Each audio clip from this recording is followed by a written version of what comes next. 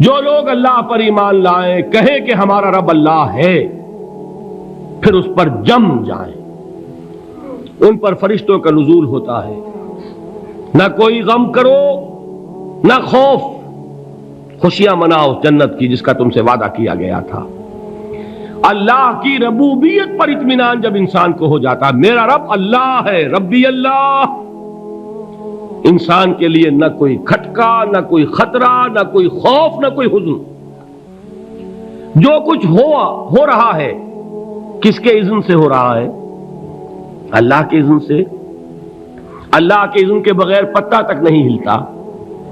یہ کوئی اندھا بہرا مادہ نہیں ہے جس سے مجھے کوئی خوف ہو۔ اندھا بھینسا چلا آ رہا ہو، اس سے تو ڈرنے کا ہر انسان کو ڈرنا چاہیے، نہ معلوم کس کو ٹکر مار دے۔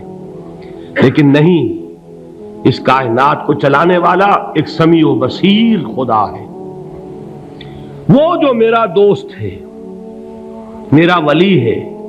اللہ ولی الذین آمنوا یخرجہم من الظلمات الی النور۔ اللہ اہل ایمان کا ولی ہے، ساتھی ہے، پشت پناہ ہے، مددگار ہے، حمایتی ہے۔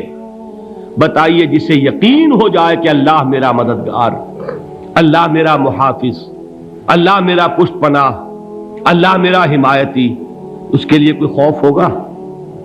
اس سے کوئی ڈر ہوگا؟ میں مثال دیا کرتا ہوں ایک بہت سادہ، پنجاب کے دیہات کی۔ تو بڑا چودھری ہے اور کوئی غریب کسان ہے۔ اس غریب کسان کے جانوروں کو ہر وقت اندیشہ ہوگا چوری کا، کوئی میری بھینس کھول کر نہ لے جائے، کوئی میرا بیل کھول کر نہ لے جائے۔ لیکن جس کے بارے میں یہ سب کو معلوم ہو کہ وہ جو بڑا چودھری ہے وہ اس کا دوست ہے، اس کی بچیا کو کوئی خوف ہوگا؟ اس کی بھینس پر کوئی ہاتھ ڈالے گا؟ اسے کوئی اندیشہ ہوگا؟ نہیں۔ کیوں؟ کہ وہ بڑا چودھری، بڑا اس کا یہاں کا سردار، جاگیردار، سب کو معلوم ہے وہ میرا دوست ہے، کوئی میرے خلاف اقدام نہیں کر سکتا۔ اس دنیا میں یہ چھوٹی سی بات اگر آپ کے دلی اطمینان اور سکون کا باعث بن سکتی ہے تو ذرا تصور کیجئے۔ میں لفظ تصور استعمال کروں گا صرف اس لیے کہ اس کا ہم جس کو کہتے ہیں ادراک اور شعور کر نہیں سکتے، اگر کے ساتھ کر سکتے۔ اگر یقین ہو کہ اللہ میرا مددگار اور یقین ہو کہ اللہ ہر آن میرے ساتھ ہے، پھر کوئی خوف، کس کا خوف؟ کوئی شے اللہ سے بالاتر ہے؟ کوئی قوت اس سے زیادہ طاقتور ہے؟ کوئی اس کے ارادے کو بدلنے والا ہے؟ کوئی اس کی مشیت کے آڑے آنے والا ہے؟ یہی بات ہے جو حضور نے فرمائی۔ یہ ایمان کا حاصل ہے لب لباب،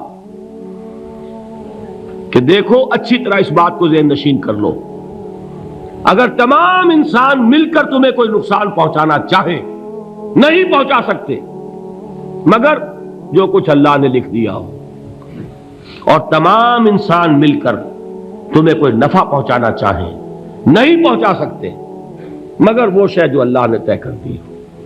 آپ پھر میں کہوں گا ذرا طاری کیجئے، اسے فرض کیجئے، اسے سوچئے۔ اگر اس حدیث پر ہمارا دل ٹھکا ہوا ہو تو کسی سے ڈر ہوگا؟ یہ مجھے نقصان نہ پہنچا دے، یہ میری رپورٹ خراب نہ کر دے، یہ میری انکریمنٹ نہ رکوا دے، یہ میرا یہ نہ بگاڑ دے، یہ میرا یہ نقصان نہ پہنچا دے۔ اس کا ڈر، اس کا ڈر، اس کا خوف، اس کی خوشامد، اس کے لیے جا کر طرح طرح سے اپنی عزت نفس کو ذلیل کروانا اس کے سامنے، یہ سب کچھ کیوں کرتا ہے انسان؟ جب سمجھتا ہے کہ اس کے ہاتھ میں میرا کوئی نفع ہے، اس کے ہاتھ میں میرے لیے کوئی ضرر ہے، یہ مجھے کوئی گزن پہنچا سکتا ہے، یہ مجھے کوئی نقصان پہنچا سکتا ہے، یہ میرا کوئی کام بنا سکتا ہے، یہ میری کوئی ضرورت پوری کر سکتا ہے، اسی کا نام شرک ہے۔ جہاں آپ نے یہ سمجھا کہ غیر اللہ کے اندر کوئی طاقت موجود ہے، وہی شرک ہے۔ بتوں سے تجھ کو امیدیں، خدا سے نومیدی، مجھے بتا تو صحیح اور کافری کیا ہے؟ شرک تو یہ ہے۔ جس پر بھی تمہیں یہ خیال ہے، کلمہ ہے یہ کلمہ سوم، لا حول ولا قوت الا باللہ، ذرا اس پر دل کو کبھی اگر آپ تصور کریں، پھر فرض کریں، دل ٹھک جائے اس پر، کوئی طاقت نہیں۔ یہی بات تھی جو شیخ عبد القادر جیلانی رحمۃ اللہ علیہ نے اپنی وصیت میں اپنے بچے سے کہی. 11ویں دینے والے ہیں، لیکن حضرت شیخ عبد القادر جیلانی کی وصیت اور تعلیمات کو کتنے لوگ ہیں کہ جانتے ہو؟ یہ جن مقامات تک پہنچے ہیں وہ کس چیز کی بدولت پہنچے؟ انہوں نے جو پیغام دیا وہ کیا تھا؟ اے میرے بچے، جس طریقے سے قرآن مجید میں حضرت لقمان کی نصیحتیں جو ہے نقل کر دی گئی ہیں، میں یہ عرض کروں گا بالفرض اگر قرآن حضرت عبد القادر جیلانی کے بعد نازل ہوا ہوتا تو شیخ عبد القادر کی یہ نصیحتیں بھی قرآن میں درج ہوتی. اتنی اونچی نصیحتیں ہیں. اے میرے بچے، اس حقیقت کو ذہن نشین کر لے، لا فاعل فی الحقیقت ولا مؤثر الا اللہ. اس کائنات میں نہ کوئی فاعل حقیقی ہے نہ مؤثر حقیقی ہے سوائے اللہ کے. کسی شے میں کوئی تاثیر نہیں اگر اللہ نہ چاہے. آگ جلا نہیں سکتی اگر اللہ نہ چاہے. پانی ڈبو نہیں سکتا اگر اللہ نہ چاہے. زہر ہلاک نہیں کر سکتا اگر اللہ نہ چاہے. کوئی چیز فائدہ نہیں پہنچا سکتی اگر اللہ نہ چاہے. تو در در پہ کیوں سر جھکاتے ہو؟ در در پر کیوں جبیں سائی کرتے ہو؟ سب کے سامنے کیوں ہاتھ پھیلاتے ہو؟ ایک اللہ سے مانگو. ایک اللہ کے سامنے زمین پر اپنی جبین رکھو. لا فاعل فی الحقیقت ولا مؤثر الا اللہ. نظر آتا ہے ہمیں کہ پانی پیاس بجھا دیتا ہے. پیاس بجھانے کی صلاحیت پانی میں نہیں ہے، اللہ کے اذن سے. کھانا بھوک مٹا دیتا ہے. بھوک مٹانے کی صلاحیت کھانے میں نہیں ہے، اذن رب میں ہے. دیکھیے یہی یقین تھا. حضرت موسیٰ علیہ السلام کا واقعہ یاد کیجئے. سامنے سمندر آ گیا ہے، قوم دیکھتی ہے پیچھے کہ گرد و غبار کا طوفان ہے. معلوم ہوا کہ فرعون اپنے لشکر سمیت آ گیا ہے. لشکر جب چلتا تھا تیز رفتاری کے ساتھ تو گرد و غبار کا جو طوفان اٹھتا تھا اس کا تصور کیجیے. اور لمحہ بلمحہ وہ قریب آ رہا ہے. پوری قوم نے کیا کہا؟ اے موسیٰ انا لمدرکون، اے موسیٰ ہم کو پکڑے گئے. قرآن مجید نے تو یہاں وہ باتیں نہیں لکھی ہیں، لیکن تورات میں یہ درج ہے کہ بنی اسرائیل جھگڑنے لگے، دست و گریبان ہو گئے موسیٰ کے ساتھ. موسیٰ ہمیں یہاں مروایا لا کر، اس سے تو ہم ہی بہتر تھے. وہاں کھانے کو ملتا تھا، زندگی تو تھی، بیگار ہم کر رہے تھے، موت تو نہیں تھی.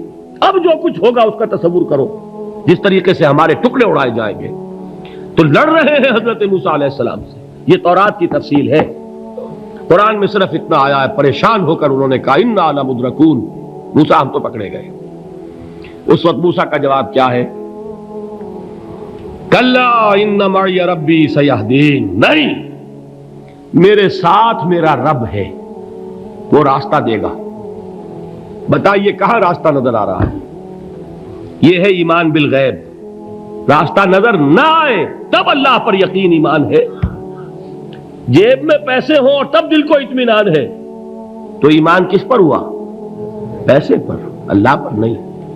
جب وسائل و ذرائع نہ ہو اور پھر یقین ہو کہ اللہ مسبب الاسباب ہے، وہ اسباب کا پابند نہیں ہے، وہ اسباب کا محتاج نہیں ہے، اسباب اس کے محتاج ہیں. اگر یہ یقین ہے تو اللہ پر ایمان ہے. یہ نہیں ہے تو تمہارا ایمان اسباب پر ہے، وسائل پر ہے، ذرائع پر ہے، مادیات پر ہے، اللہ پر نہیں. اس وقت کہاں راستہ تھا؟ کوئی راستہ تھا؟ سمندر ہے اور ادھر سے لشکر آ گیا ہے. کلا ان معی ربی سیہدین. اب دیکھیے ایمان کہہ دینا آسان ہے، ہوا معکم اینما کنتم، جہاں کہیں بھی تم ہوتے ہو اللہ تمہارے ساتھ ہوتا ہے. لیکن اس کا یقین قائم ہو جائے تو زمین و آسمان کا فرق واقع ہو جائے. یہی بات ہوئی حضور کے ساتھ. غار ہے، چھپے ہوئے ہیں محمد الرسول اللہ اور آپ کے وہ یار غار ابو بکر صدیق رضی اللہ تعالی عنہ. اقبال نے حضرت ابو بکر کی شان میں چند اشعار کہے صرف، لیکن واقعہ یہ ہے کہ بھاری بھاری نظموں پر اور قصیدوں پر بھاری ہے. طویل ترین نظمیں اور قصیدے ہوں ان پر بھاری ہے. ہمتیں ابو بکر کی ہمت جو ہے کشت ملت را چو ابر، جیسے بارش سے کھیتی اپجتی ہے، ابو بکر کی ہمت اور عزیمت اس امت کو اسی طرح سینچنے والی ہے۔ ثانیے اسلام و غار و بدر و قبر، وہ دوسرے تھے اسلام میں، دوسرے پہلے کون تھے؟ انا اول المومنین، حضور فرماتے ہیں سب سے پہلا ایمان لانے والا میں، دوسرے ابو بکر۔ ویسے ہمارے ہاں یہ چلتا ہے اختلاف، حضرت علی پہلے ہیں کہ حضرت ابو بکر پہلے ہیں، لیکن اس میں بڑی خوبصورت تطبیق قائم کی ہے علماء نے، اور بہت صحیح ہے۔ چار کے بارے میں فیصلہ ہی مت کرو کہ کون پہلے ہے، ان کی ایک عجیب تقسیم کر دی ہے۔ آزاد مردوں میں، بالغ مردوں میں سب سے پہلے ابو بکر، بچوں میں سب سے پہلے علی، خواتین میں سب سے پہلے خدیجہ، اور غلاموں میں سب سے پہلے زید ابن حارثہ۔ بڑی پیاری تقسیم ہے، یہ چاروں ہی پہلے ہیں، ہر ایک کے لیے اولیت ہے۔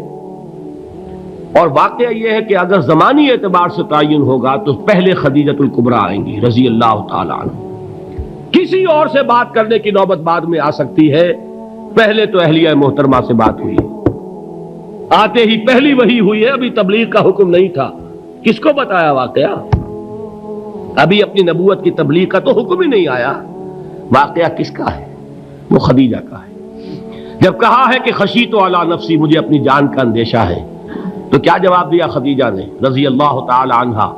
وہ صدیقۃ الکبریٰ ہے، صدیقات جو ہے خواتین، ان میں چوٹی پر خدیجۃ الکبریٰ ہے رضی